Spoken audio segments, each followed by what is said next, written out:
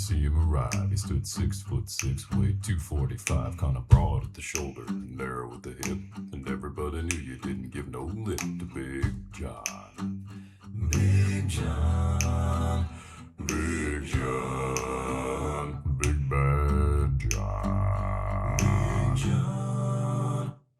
Well, nobody seemed to know when John called home. He just drifted into town and stayed all alone. Didn't say much, kinda quiet and shy. And if he spoke at all, he just said hi to Big John.